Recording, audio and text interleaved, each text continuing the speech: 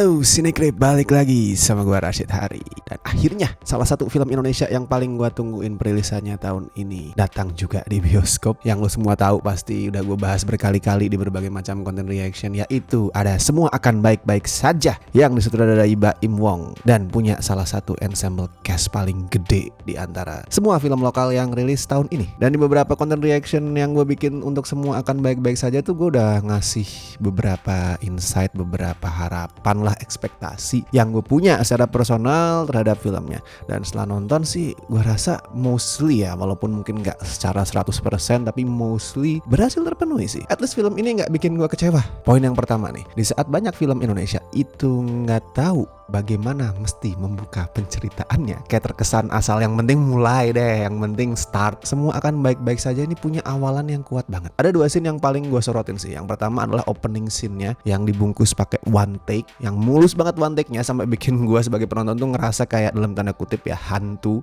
yang terbang bebas keliling rusun, keluar masuk lantai atas, lantai bawah, nyamperin satu persatu penghuninya kayak yang udah sempet kita lihat di itu ya, trailer yang versi geng rusun. Selain keren secara teknis, penonton juga bisa dapat gambaran garis besar tentang tokoh-tokohnya itu siapa aja, personality mereka seperti apa, dinamika satu sama lain gimana. Di reaction gue ke trailer geng rusun, di situ gue sempat mention ya soal opening scene favorit gue sepanjang masa, yaitu opening scene dari film Boogie Nights bikinannya Paul Thomas Anderson. Gue nggak bilang ini selevel, sekali lagi nggak jelas, masih jauh banget, tapi goalnya tuh mirip-mirip lah. Apa yang coba di-achieve tuh sejalan, yaitu biar penonton bisa kenalan sama karakternya, bisa ngerasain vibe dari settingnya tuh kayak apa. Itu opening yang kuat. Dan disitulah kita kenalan sama Langit yang diperanin Reza Radian, salah satu penghuni rusun yang pada saat itu lagi disamperin sama kakaknya, Tari namanya, yang diperanin Happy Salma. Dia disamperin gara-gara gak pernah pulang. Bahkan pada saat lebaran dia juga gak pulang, nemuin keluarganya, nemuin ibunya. Nah inilah scene yang kedua, yaitu obrolan antara Langit sama Tari. Itu scene yang kuat banget. Jadi udah di situ Tari ngomentarin kehidupannya Langit, nanyain kabar dia, ngasih dia makan, terus update soal anak-anak dia. Dan adegannya itu tanpa cut, kameranya still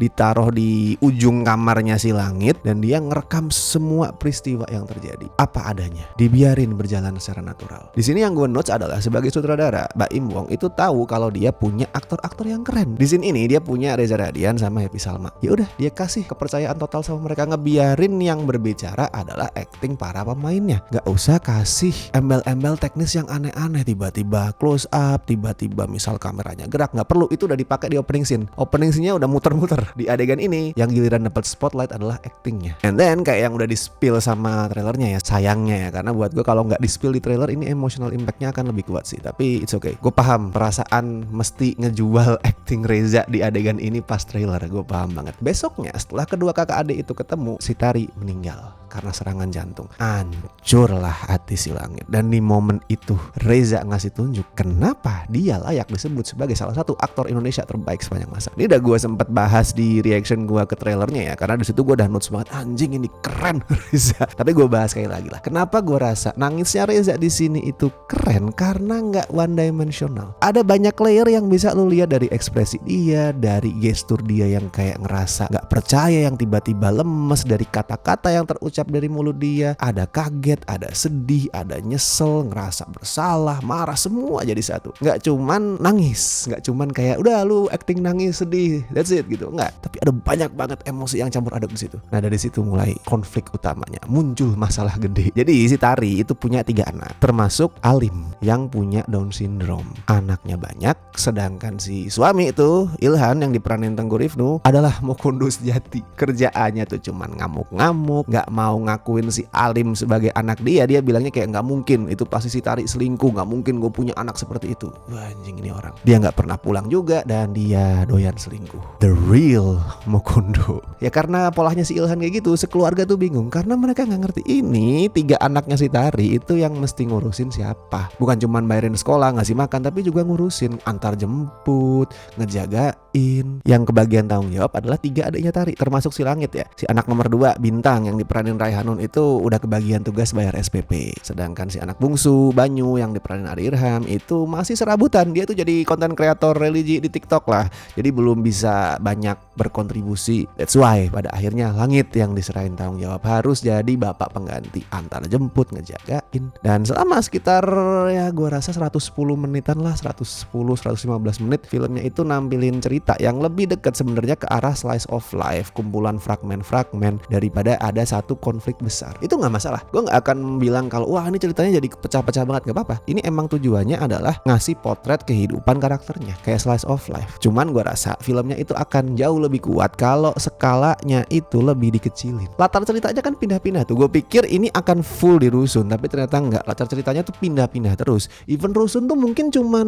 30% dari keseluruhan durasi lah. Dia tuh pindah-pindah terus antara rusun, rumahnya Langit, sama rumahnya si ibu yang diperanin Christine Hakim, pindah-pindah terus tuh. Nah, andaikan ceritanya itu lebih fokus ke salah satu setting, skalanya diperkecil, gua rasa akan lebih solid. Dan pilihan gua kalau misalkan disuruh pilih antara dua setting itu, iya setting rusun. Kalau setting rumah si ibu akan kerasa sama aja kayak kebanyakan drama nangis-nangis, drama keluarga sedih. Kalau misalkan fokus ke salah satu, ceritanya itu bakalan lebih rapi, lebih kokoh, dan kalau di rusun tuh lebih unik juga. Soalnya kayak yang udah gue mention di reaction sebelumnya, karakter Gen rusun ini manusianya apa ya, unik-unik mungkin istilahnya. Ada Cukinwa sama Emi Saras yang absurd banget polahnya. Ada Erik Estrada yang selalu lucu. Erik Estrada selalu lucu dengan dialog bahasa Jawanya. Sampai ada Ade Rai yang nanti tuh gak akan gue spill gimana, tapi dia akan jadi scene stealer walaupun sepanjang film gak ngomong sepatah kata pun. Itu gue sebenarnya berharap filmnya bakal lebih fokus ke geng rusun. Tapi gue appreciate juga sama gimana film ini memperlakukan karakter si Alim. Itu kan salah satu concern gue. Gue khawatir banget kalau penggambaran karakter dengan Down syndrome akan kerasa eksploitatif di sini. Untungnya tidak. Kondisi Down syndrome-nya Alim itu bukan dipakai buat bikin penonton tuh ngerasa kasihan, buat membanjiri muka penonton dengan air mata. Kalau misalkan kita nangis itu bukan karena filmnya ngemis belas kasihan soal si Alim. Justru sebaliknya, tiap Alim nongol, mau itu di rumah, mau itu di sekolah dia,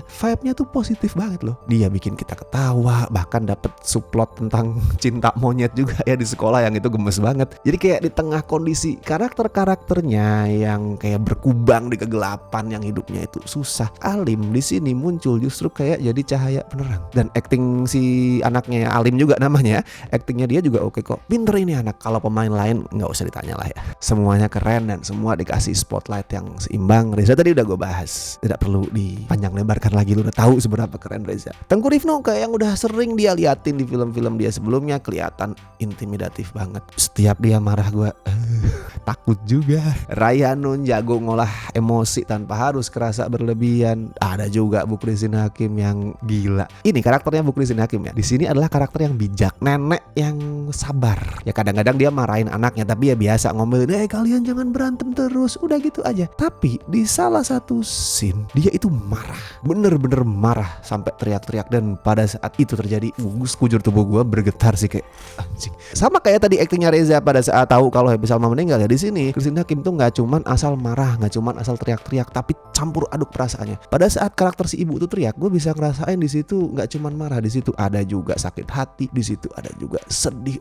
Semuanya ngumpul jadi satu. Dan gue ada scene favorit juga yang ngelibatin Christine Hakim dan dia di situ duet sama Raihanun, yaitu pada saat si Bintang ngelihat ibunya tuh mandi dalam kondisi yang sedih, dalam kondisi lemes, and then dia inisiatif untuk mandiin sang ibu, ngelapin badannya gitu. Itu buat gue meaningful banget. Kenapa? Karena itu nunjukin sebuah dinamika antara ibu dan anak. Pas kita kecil kan ibu yang ngerawat kita, yang mandiin kita. Nah pas kita udah dewasa, dibalik role-nya, ibu udah makin tua, udah makin lemah, kita udah mandiri, udah lebih kokoh, giliran kita yang ngerawat si ibu, giliran kita yang mandiin ibu. Oke, overall buat semua akan baik-baik saja. Skornya bisa gue kasih ya 7,5 dari 10 lah. Mungkin belum sempurna urusan penceritaan kayak yang tadi gue bilang ya. Andaikan ini lebih fokus ke salah satu tempat, lebih kecil skalanya, itu akan lebih solid. Tapi ini oke kok. Gue beberapa kali dibikin terharu sama adegan di film ini, tapi nggak dengan cara yang murahan. Daripada sebatas memaksa penonton nangis, pakai bikin karakternya itu berurai air mata terus di close up, atau ngasih musik yang lebay, yang mengharu biru. Di sini Baim Wong lebih milih untuk percaya, trust ke aktor-aktor aktornya. Dia tahu dia punya aktor hebat dan dia ngebiarin aktor-aktor itu jadi jembatan antara emosi filmnya dan emosi penonton. Silakan ditonton di bioskop. Dan buat yang nonton, bagiin juga review kalian di kolom komentar. Cerita mungkin ada kesamaan pengalaman dengan karakter di film ini,